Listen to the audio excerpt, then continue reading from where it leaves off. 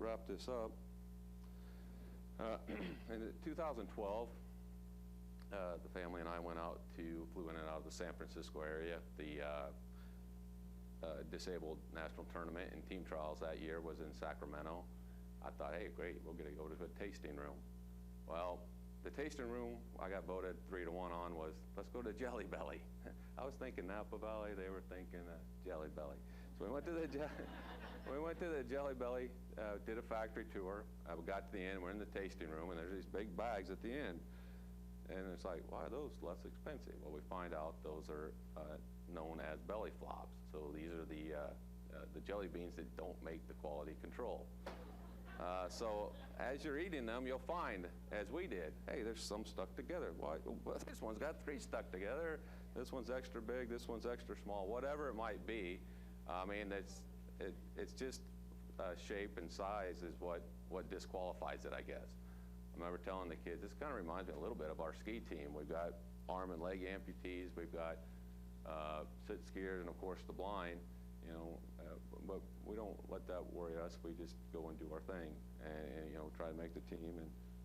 And right here you've got this is the 2019 team. So the first link on the belly flops there is to that team's that organization's website. You can keep track of us as we go to Norway next month to try to win the gold back. 2 years ago we got beat by Australia. They brought us down under to outside of Sydney, and April is their end of summer, our start of the summer, and they kicked us pretty good. So it's time to get back. But that's our team.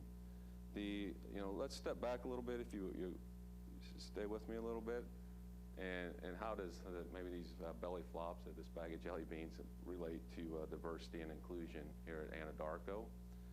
And if so, way even further back, and Taylor and Eric, I'm talking to you now. And let's look at it in a wider life experience. And so, you know, as you guys going down the conveyor belt of life, and you get the opportunity to get pigeonholed into that one flavor, perfectly formed Jelly Belly bag, resist it. Resist even going to the variety bag with it.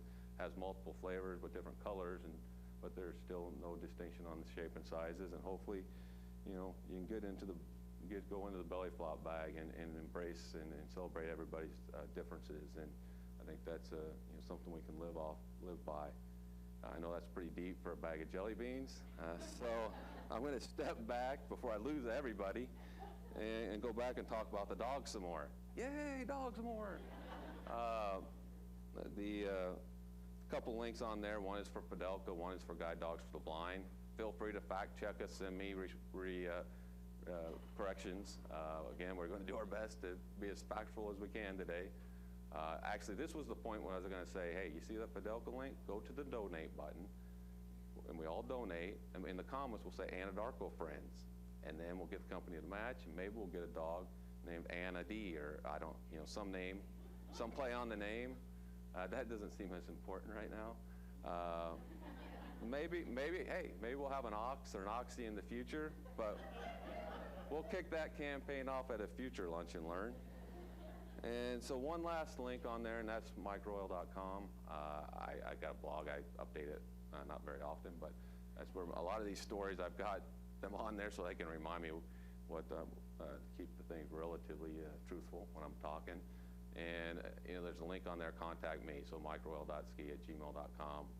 I don't know where we'll all land here during this uncertainty in the next few months, but if you find yourself somewhere else, or there, even in the meantime, Boy Scouts or Girl Scouts or some organization you think might like to hear about guide dogs or the puppy raising, hit me up. That'd be a good way to keep in touch down the road. And with that, I'll say thanks for coming and good luck to everybody.